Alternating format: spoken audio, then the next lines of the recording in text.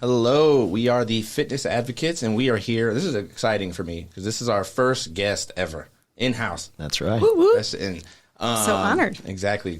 And I think we're kicking it off. Honestly, I don't think we could have done it with anyone more qualified. Oh my Looking gosh, into your you're background. so nice. We have Amy from Moment of Truth PT. Background. I'll give you some of the details, and I would love to hear. I actually would love to hear your story of how you kind of got into this a little bit. But I know we got over 20 years of PT experience, the John Bernard myofascial release, and right now you're specializing in mostly pelvic floor and everything like that. But I would love to kind of hear just, what led you, 20 years as a PT is no light. That's a lot. I think we'll stop counting after that. It's just over 20 years. Yeah. Like over 20 years. We don't have to add to that. Exactly. But yeah, thank you guys so much for having me. So yeah, I've been a PT 20 years and started off with kind of pediatrics actually, then some traditional ortho, and I took my first John Barnes myofascial course in March of 2009. And that really opened my eyes to a whole different level of healing that was part of why I got into PT school in the first place. And so just wanting to explore that. So I really started off down that avenue, and that just, I was doing home health at the time, which is with a more elderly population. Super supportive company that was like, yeah, do your manual therapy. Like even when I got into some of the pelvic health, helping elderly people with incontinence is a major issue. So they were very supportive, and I started my LLC in 2012, but I didn't really get focused and serious about just my practice of Moment of Truth physical therapy until 2014. I'd taken women's health also through John Barnes, which is not really kind of the traditional route amongst pelvic PTs. Most of them do Herman and Wallace courses, which is just a different company. There are two other pelvic PTs that started continuing ed courses. But in 2013 and 2015, and just really realized that it's such an underserved population. I had my kids in 2005 and 2008. And so, of course, when I got exposed to myofascial in general, I was like, oh my gosh, I wish I had had this when I was pregnant and postpartum and all of those things. And so kind of grew from there.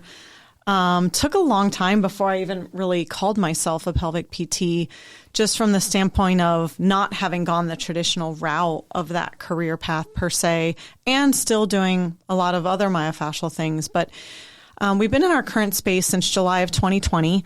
And that was an interesting time to open a brand new practice. And we also have the yoga studio there and some other practitioners in the space and massage and things, which is great. We try to have a lot of resources for moms and families there. We do actually treat men as well, but women are by far the majority of our client base. Yeah, absolutely. And that's one thing we've really talked a lot about, and I'm curious to what your opinion is on it. And women are oversold and underserved. You did bring that up. Everything's marketed to them.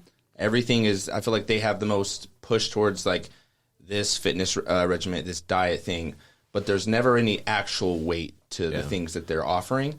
And so I think that, and this is coming from someone, like I have so many women in my life that I can think of. I'm like, they have spent so much money on things they got no benefit from. So many doctor visits, so much medication. Supplements. Yeah, and it's clothing, hair products, makeup products. Now we're putting giant bugs of eyelashes on our faces. It's always something. And so I think this is a great segue is into I feel like in a big part of this is going to be really mental, is what are some of those limiting beliefs that women have about themselves or about their bodies that can kind of keep them from maybe making the right decisions, or even if you want to do alternative health, actually having great alternative health options. What are some most common and limited beliefs you see women have, and how do you overcome those?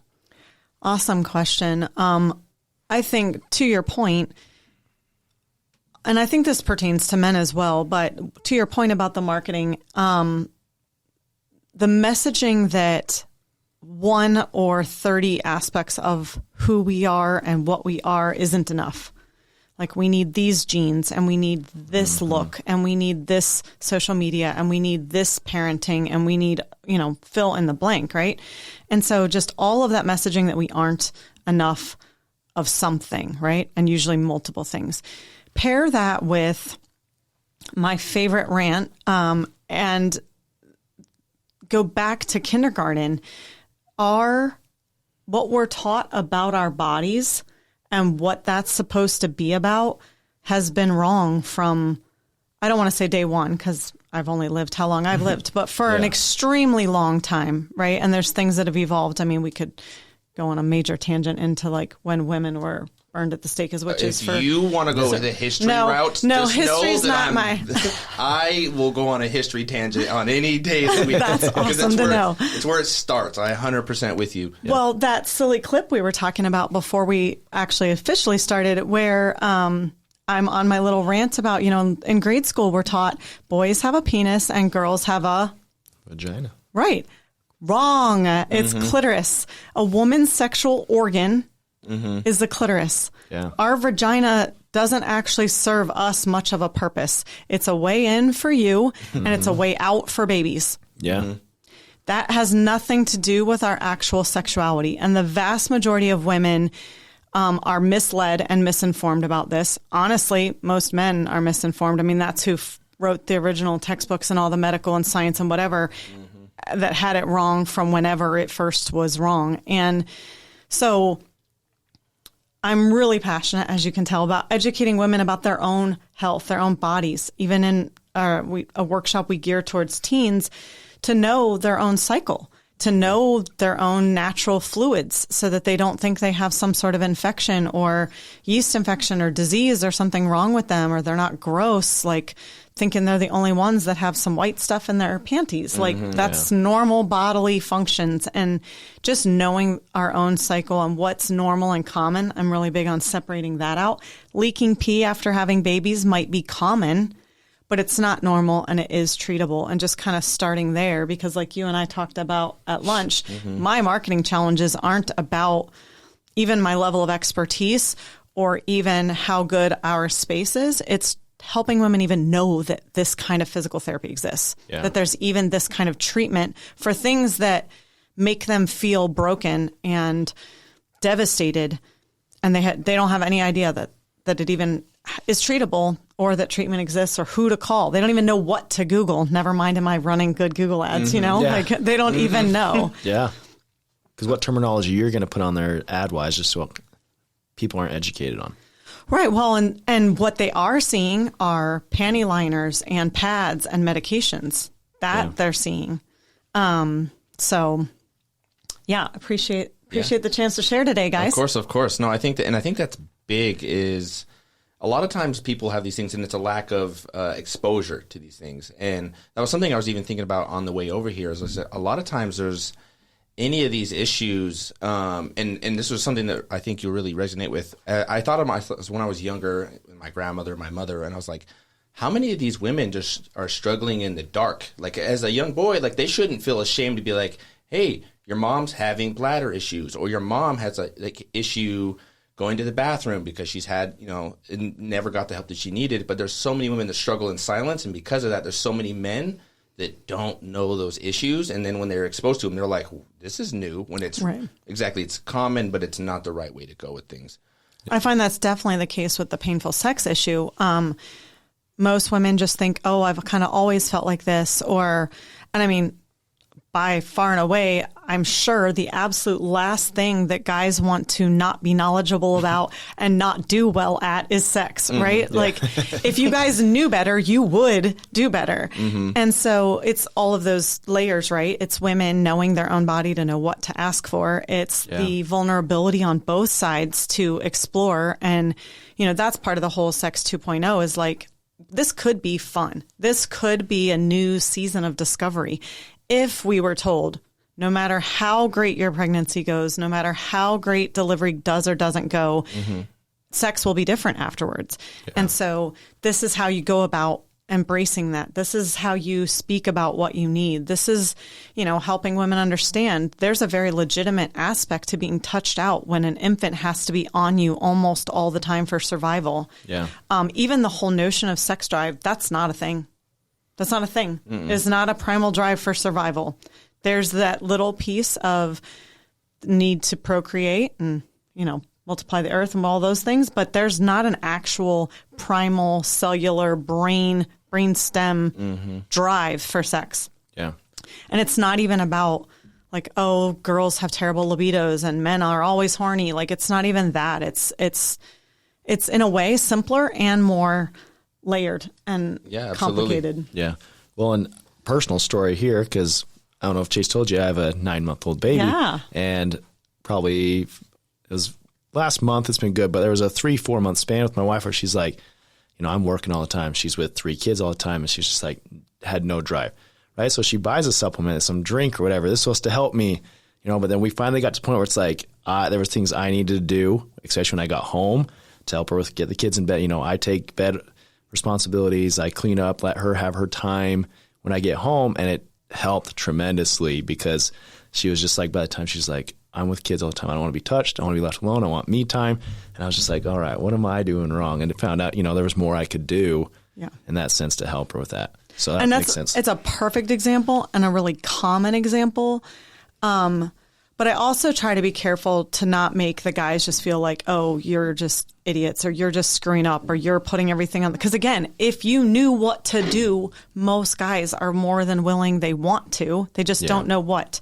And when they don't know what, they feel helpless. And most of us don't cope well feeling helpless. It's not a pleasant feeling. It doesn't bring out the best in us emotionally or physically. But yeah, we talk a lot about that with just, we all have brakes and we all have accelerators. So do men often have more sensitive accelerators and women often have more sensitive brakes? For sure. And if your wife's home, especially with 3 of them, there's probably quite a massive pile on her brakes. Yeah. And so, like you said, you come home, if she's got some space to clear some of that and you take some of those things off her brakes, that's often all that's needed for her accelerator to at least be on an even keel, right? Yeah. And so, and women, it just can go downhill so quickly and it doesn't have to. Women don't, because then just the guilt about denying our husbands piles up and the guilt about feeling like we're not giving the kids what they need and we're not giving the husband what they need. And then you guys just become this other thing on our to-do list that's never finished. It can just get so unhealthy and so overwhelming so quickly. And I just would like to help change that. Yeah. I think those are some amazing points. I can't remember what artist it was, but someone once said it's foreplay is the 24 hours leading up to sex. And I've heard that. I don't know who originated the quote, but yeah. And it's kind of one of those things, but it's like, if you think about it that way, there's like a lot of non-sexual things can really add up to a lot of those. But you made so many great points. You brought up so many great things. Coming, unfortunately, not from Utah, but unfortunately I've heard of this, the painful sex thing, where there's a giant lack of sexual education in Utah. It's a really common issue, and a lot of women think that it's normal. And so I think kind of switching paces a little bit, what are some behaviors, and I'm going to open it up both for sexual health and both for pelvic floor health, that are just tried and true for all women of all ages? Well, I think, again, so one thing we often do with clients is literally handing them a mirror. Again, in our teen workshop, I try to make it kind of silly and not as awkward because they're sitting there with their moms, and it is wicked awkward. It's no way around it.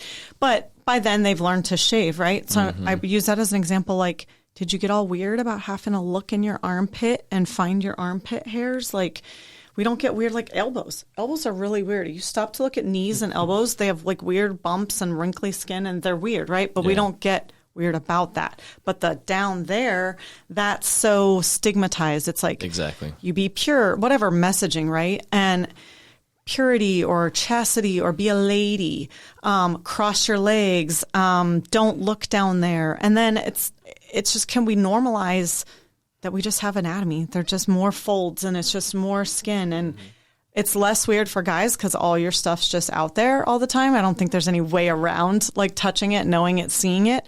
But for girls, it's kind of tucked a bit. But why do we have to be weird about our labias? I'm like, you get a period, like, why does it have to be weird about we have hair down there and we want to be clean down there? And just knowing that anatomy, I think, is so important, and looking at it. I have women come to me and ask me how things are looking down there, wanting me to reassure them everything's normal. Well, there is a really broad range. I had a client use a mirror yesterday. I said, this looks a scotch red to me, but this might be your normal redness or pinkness. I was like, take a peek at it now, and that way you can keep an eye on if it gets more red or less red and kind of have a gauge for if there's any kind of inflammation going on. And so Also, a rant I won't go on. I'm just going to leave this here. Women, please stop getting Brazilians. We have pubic hair for a reason. You can groom. You can shape. Please leave some of your hair alone. It's there for a reason. It affects your pH. It also has pleasurable sensation to it. Think about when the hairs on your arms go up. Like, just leave it alone. Anyway, but I think that knowing our own anatomy is probably the most powerful thing. Knowing what your labias look like so that if something is up, you would know. Same with skin tones, bumpiness, just like everywhere else on our body.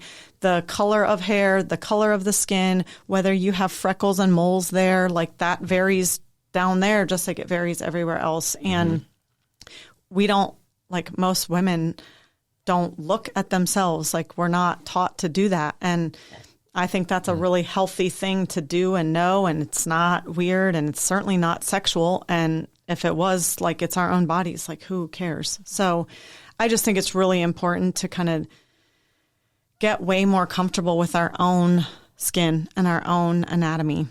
Yeah. No, I think that's big. And I think it's kind of right back to I love the points that you're making, but it's exactly that. It's exposure. Like have exposure to yourself, be comfortable with yourself. And I think especially if someone starts at a young age, it can be something where if you have that knowledge, you can overcome any time. If you have those insecurities or any of those things, you can go, well, no, I know what's normal for me. Yeah. Like, exactly. Absolutely.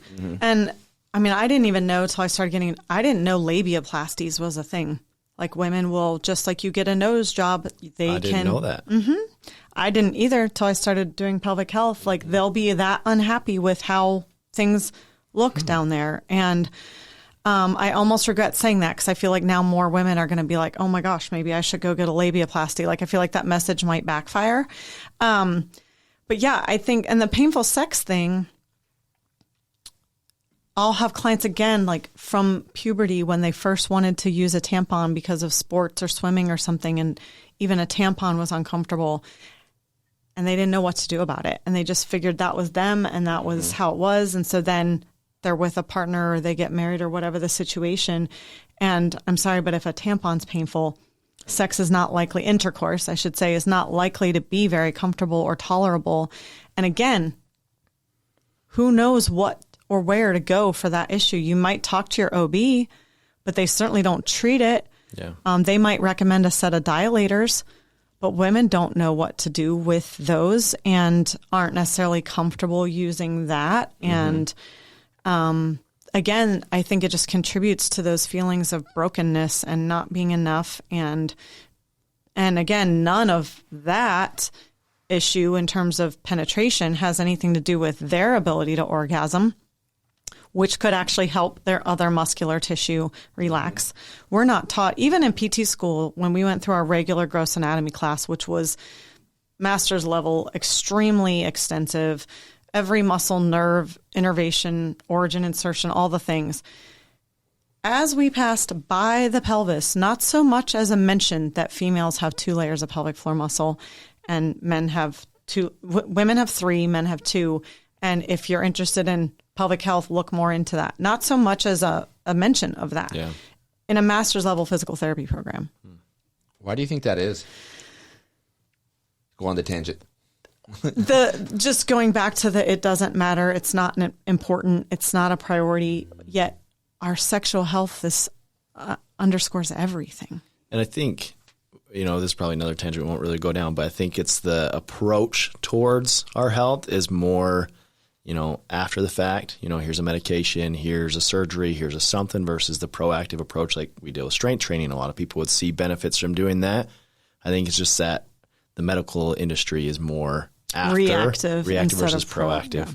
Oh, I agree 100% on that. But yeah, just the importance of, and the fact that because it's muscle, it can be treated. It can be taught to relax. It can be manually relaxed if there's true adhesions or restrictions. Things like endometriosis, interstitial cystitis, cysts. I mean, brief history note, won't go on the whole tangent, but literally women were diagnosed with hysteria because there wasn't any understanding of periods or cycles or what was happening in their bodies. Men, who were the only doctors and professors at the time, only knew their bodies, which were, of course, different from female bodies. The females weren't the ones doing research. The females weren't the ones teaching or educating. And so the males just were like, whoa, what is this? What's going on? And so literally a hysterectomy was their way of ectomy is removal, removing the hysteria from a woman. Dude.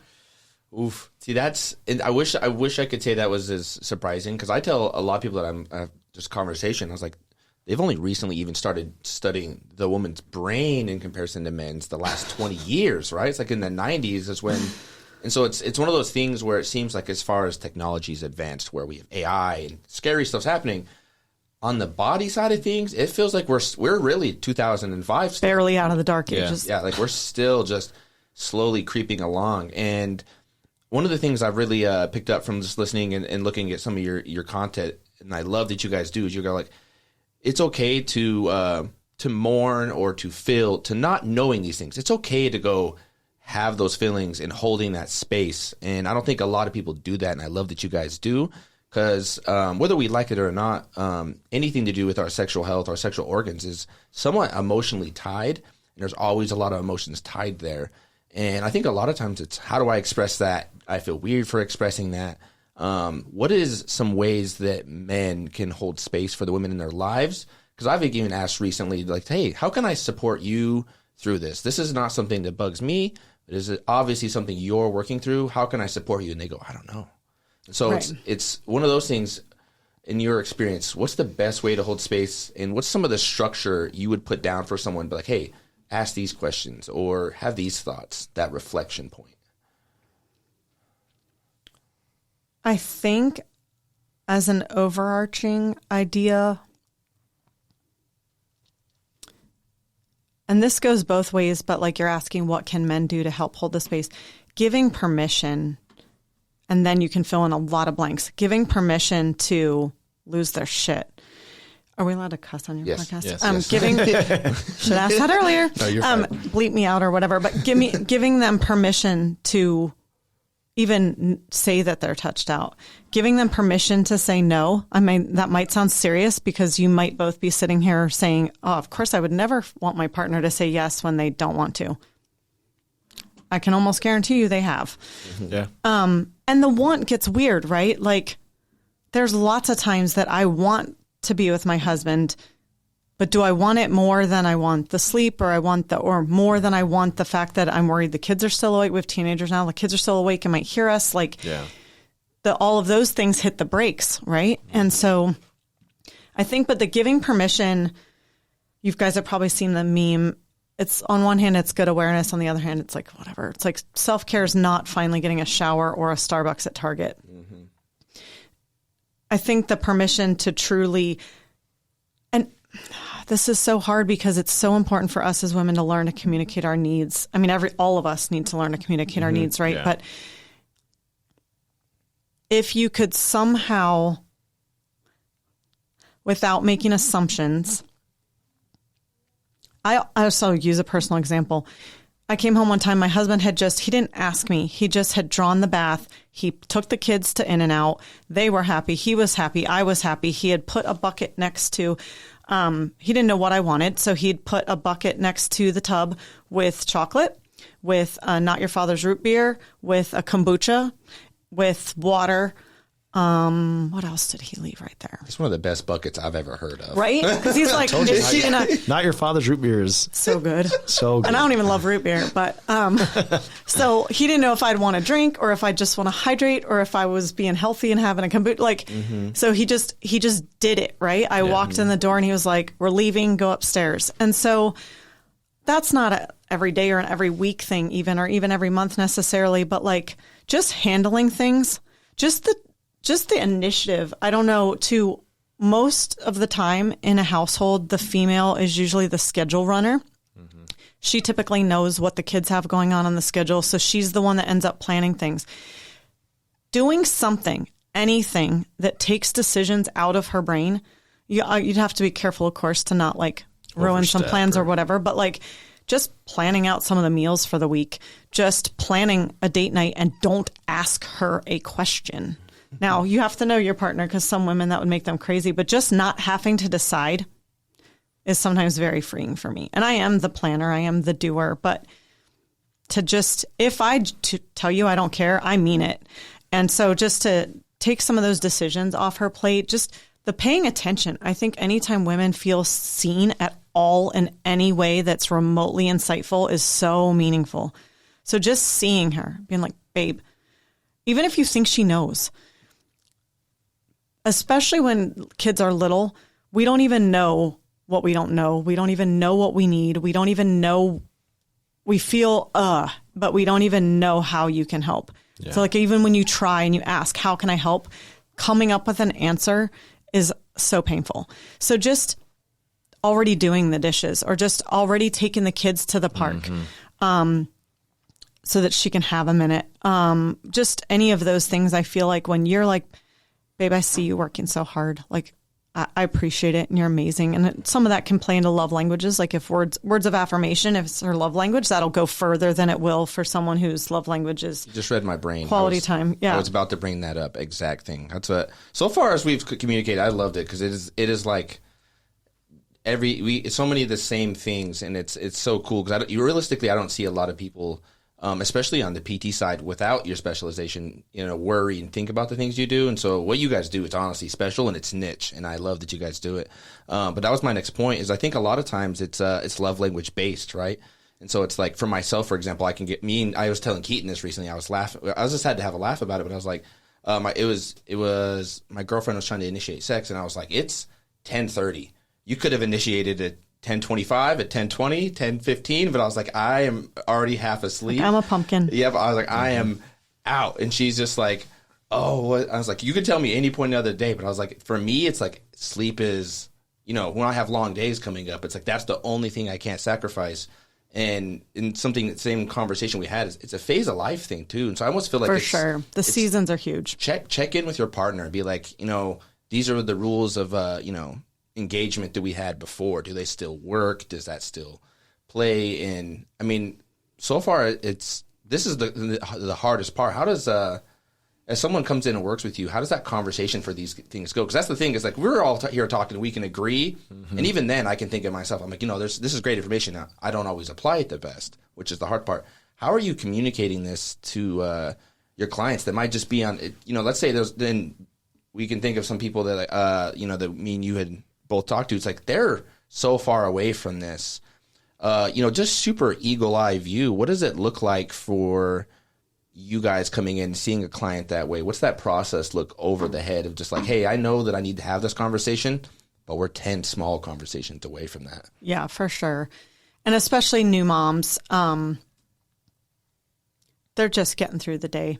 They're not. Sometimes, especially depending on how delivery went and what the other demands on them are, sometimes they're not even really home. They're not totally in their bodies. I think I would also be really remiss if I didn't add that other tip of just kind of just flew out of my brain, but in the kind of just paying attention vibe, I'll have to circle back to it. It totally left. But so to answer your question, though, a lot of times it's in the asking questions, and we definitely pride ourselves in kind of knowing our clients and what they might be going through better than they know themselves. And it's not so much better than they know themselves. It's in their current awareness, right? So it's the asking the questions. They might come in, like if they're leaking pee or something, or they're having trouble getting back to any kind of workouts and they just know they don't feel like themselves, or they're having pain, that will bring them in the door. They're not thinking about, do I feel disconnected from my husband? Or at least they're not thinking about it in their paperwork, or the like, why would I get PT? Because I'm feeling disconnected from my husband. So like just in the asking of the questions of what's going on and how they're taking care of themselves. We're also pretty careful about postpartum mental health because sometimes, again, we only see the small population of women we see, but for those that we are seeing, we're the ones that spend the most time with them. Most women will get that 6-week checkup. But a lot of times that's barely a conversation. A lot of times some providers ask more in depth about sleep, how they're feeling, how they're coping. But again, most women will say, oh, I'm okay. Like you have to know more specific questions to ask. You have to really look at them. And it helps because we get the chance to know them for a bit longer. And so in that spending time with them, I take that pretty seriously. And recently on the podcast, I had someone who specializes in postpartum mental health counseling, and just learning even about, because that's such a range of normal. And so how's a woman going to know, am I just the normal baby blues, sleep deprived, normal postpartum hormones? Am I on the brink of postpartum anxiety, depression, rage, psychosis? Like, where does that fall? And I remember even after my son, who was my second, I wasn't having the classic like depression. I wasn't having trouble getting out of bed. I wasn't having trouble like, oh, I don't want to go anywhere or see anybody or do anything. Or I wasn't not caring for them. I was still showering. Like I wasn't any of the classic things, but I knew I didn't feel like myself. But again, if you had asked me what I needed, other than the obvious like sleep, I wouldn't have been able to tell you anything. And I certainly never had thoughts of like harming myself or the kids. But there would be these bursts of rage that would erupt. And I sort of thought that was its own little compartment on that scale. But in her experience and training, she said that isn't its own like category. It's a function of postpartum anxiety. So that was something I learned even in that podcast. But I think it's just the asking the questions, it's seeing. And of course, in a partner situation, you guys would know them better. You would know that they're not themselves. My mom and my husband stepped in one time, and I don't remember exactly how old Trevor was, but he was long enough that I'd pumped and my husband had milk and stuff. And they sent me over to my mom's to get a full night's sleep. And that was life altering. So that's something you can definitely do. Especially after the baby's like 6-8 weeks old, you got to get in that rhythm of even nursing and stuff. That can take a minute. But yeah, just getting some sleep. But I think that eagle eye view, it's just knowing more of the questions to ask, a little bit of the insights, taking a little bit of time to dial past the, oh, how are you doing? Oh, I'm okay. Oh, great. Yeah. And just get a little more into how life, and we don't use the phrase bounce back. I'm even careful the way I talk about, I want women to feel that autonomy again. I want them to feel like themselves again. I try to be careful about how I word that because I don't want it to be a going back. It's you're not the same person and you never will be. And any kind of wanting to be will just create suffering. So it's like, how can we move forward into you still feeling like you have an identity outside of wife, mother, whatever, homemaker? I think that's sometimes hard for women if they even want to stay at home, but then if they're not their job too, like that's a whole other battle that a lot of women face. But just that own identity, yet it's not a get back to yourself because you never will. We're going this way. And just making it okay for them to admit they're wrestling with that, making it okay for them to admit that it's hard and they're struggling and they don't know where to land. And there's not necessarily an answer. You can't fix it in that moment. Yeah. Well, something, and once again, I think me and you've had hours of discussion over one thing, and I think as practitioners, coaches, whatever it is, it's like one of the best things you could do for anyone is just acknowledge. People just want to be, hey, 100%. I see you working through this. I see that you are a little bump in the air. And I think almost that just like brings that guard down for a lot of people. Yeah. And I feel like it's one of the most powerful things. I think if you have any, depending on where, whatever, whenever, I think it's one of the best things you can do for a partner, regardless, is just acknowledge, hey, I see you working really hard, putting in hours in. Hey, I see you keeping the house clean, doing this. Hey, I see whatever it is. Just, seeing your partner and seeing them for what they do. Because I think most humans are going through life just looking for acknowledgement. 100%. Just for what they're looking through. And you reminded me of the other tip I had forgotten. Perfect. So really, really, really, really important. Non-sexual touch. I think this is very individual, so this isn't a general tip for everybody, but my husband's a firefighter, so there's 10 nights a month he's on shift that he's gone. So I for sure have the night off, if you know what I mean. Yeah. So I think, though, I think it could go a long way for both people in a relationship if there were nights that it was just off the table, just so there was never any will we, won't we expectation. Like if it was just, because Yes, I have nights it's off the table because he isn't literally there. But that's not the same as us spending time together with it off the table. Yeah. And just so, and he'll know now. It took me forever to realize I needed to ask for this because I didn't understand what I was even feeling and the resentment I was even noticing. It took me a while to put it all together and figure out how to ask him. But I'll tell him, I need a hug for me. He knows that means no boobs, no butt. So it means I need everything is right in the world hug because he's my husband and he can give me that. He can, like hugging him holding my hand is very much everything will be okay feeling for me. Not when he's grabbing my ass, my boobs, like whatever. And I'm grateful he's handsy and I'm grateful he still thinks I'm hot and whatever else. But so I think sometimes that non-physical touch means the world. Yeah.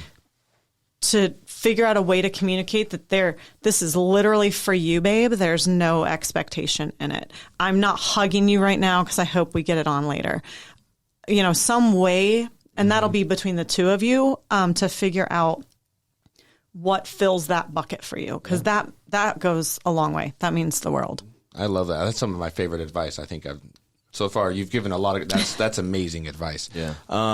We're getting close to the end, and so the one thing I think I would really love to hear you go into, and I think the reason I want to hear this most is I think it's hard for a lot of people to know, you know, what is and what isn't, and it's kind of I think something you guys are really, really great at. It's handling trauma in these issues. Wondered if you were going to go there. Yeah, Okay. It's the ones I really wanted to hit, and I want you to define it a little bit because as I was listening to some of the stuff you guys were talking about too, I was like, I can really imagine, but I was like, if somebody were, because a lot of times it's like someone will tell you something, you're like, oh, I didn't even know that was this, or it could be defined as this from someone that's a professional. And so I think there's probably a lot of women out there that are like, you know, I haven't felt great about that, but it's whatever, under the rug or whatever it is. And there's also different kinds of trauma, right? There's the emotional, there's physical trauma, there's these different aspects of it. So I would love to hear you really define what trauma is and can be, and kind of just give some light to that. So maybe some stuff that people will be like, I don't even know. Like one of the examples, as I was coming up with this question me and Keen were talking about, it was like, obviously there's some topics on this that are like, hey, that's trauma. You were raped or anything like that. But I was also like, if you were riding horseback and something happened, there's physical trauma that's not always that. So I would love to hear you define some of those things and maybe some commonalities and just bring some light to those things. Yeah, and I'm glad we're going there. This could be its own whole hour, so I'll try to sum up some important pieces. So yeah, when we think of trauma, we think of something really dramatic, like being beaten or molested or a rape. Or something significant like a gunshot or war, right? Veterans and PTSD. And so in our ever-increasing awareness of mental health, things don't magically come back into balance, right? So those things have been long ignored. Well, now we're swinging kind of over here, and it's almost hyper-awareness of potential mental health, right? So that good, bad, and the ugly, right? That can work in both directions. And so I think when it comes to women specifically, if you look at the statistics around rape, molestation, domestic violence, those are kind of dramatic. But then if you add in miscarriage, struggles with infertility, and then birth trauma, the chance that someone walking through our door hasn't experienced some kind of trauma and even just painful sex possibly, or any kind of chronic pain is traumatic. Chronic pain changes your brain chemistry. It takes quite a toll. So the chance that somebody doesn't have some sort of trauma, and I think people are now a little bit hesitant to use that label because it does feel so dramatic, or because they'll be judged or put on a medication or, you know, whatever. So, and I know when it comes to women in postpartum, we're already doubting our abilities as moms. We're already doubting, like, what did I sign up for? Can I do this? Like, how am I ever going to embrace motherhood, right? The chance of being labeled as any worse at that is just terrifying. To say that you're scared of hurting somebody or that you're scared, like, women are legitimately scared their kids are going to be taken away from them. So it gets very tricky very quickly. And so to be able to provide that safe space and to be able to provide help and more than just listening, there's an amazing book called The Body Keeps the Score. I don't typically recommend it to clients just because when you've had a bunch of trauma, reading some of the stuff about it, I think I didn't personally have childhood trauma, and reading that chapter, I had to put it down for a bit. Like it, and I don't mean like for like 10 minutes, I mean for a couple of weeks. It's hard content, but he covers so much in there, and the base premise of The Body Keeps the Score is the important piece, right? And so that's why I actually, when I started looking for a building and to build out the current space we have, the whole pivot point was around the yoga studio. And that's because very little in our world helps us go inward. Very little in our world helps us gain that true superpower of awareness and slow down and breathe. And when you've had trauma of any kind, you kind of run. Your brain's like, oh, you don't really need to pay attention to that. And we spin and we run and we're scared to stop. We're scared what's sitting there waiting for us, but it's in your body anyway. So I think the other magical thing about trauma is that, and why I try to partner with and bring awareness to therapists that do somatic experiencing, EMDR, brain spotting, the TRE sessions we offer. There's just a lot of ways, hypnosis, to get to and release and resolve and remove the reactivity from those subconscious triggers. And talk therapy, when you're talking about true trauma, especially childhood trauma, you can't get there because you can only talk about what's in your conscious awareness, and that's not where it is. It's in there. And so, yeah, there's a lot, but it's also doesn't have to be so huge and scary. And that's part of why I'm so committed to having a network, so that when it's truly not in my lane, like, let's get you what you need. Let's partner. Let's make sure we're dealing with inflammation and gut health. Let's make sure we're addressing mental health and true support, and have resources and people that I know and have spoken to in the Valley. That's what my podcast is committed to, is just kind of that network here. Just help people know what's available. That was a great, I think you covered that amazing. Thanks. Yeah. I mean, there's so much. I know we could have spent an hour just on that, but no, I think you really covered it really well. And I think the best part of that is it's don't be afraid to explore. Don't be afraid to explore your brain, see if things are, there's different stimuluses that bring different things out. And that's both physical, mental, and emotional, right? And it's kind of all those aspects can kind of come together, and then you can get true healing and true, really good health. I mean, that was awesome. I don't have... a cap. I've had some stuff in my head the whole time that I think it's a great way to kind of end it. So first off, I think it's the first time I've been like, I just want to sit here and just listen. I like to always input. My wife would definitely say I like to always input, but I've loved just sit here and listening. But it's got me thinking about all the things, like I'm picturing my wife, right? So, I mean, just since like COVID, I can sit here and think, one, she's dealt with PCOS since teenager, right? Then we go into ectopic pregnancy, which led to fallopian and ovary removal on her left side, which when they go in, she's got endometriosis. Then we go into miscarriage, and now baby, all within like the last 3-4 years, right? So I'm sitting here going, oh my gosh. And so this has been great for me.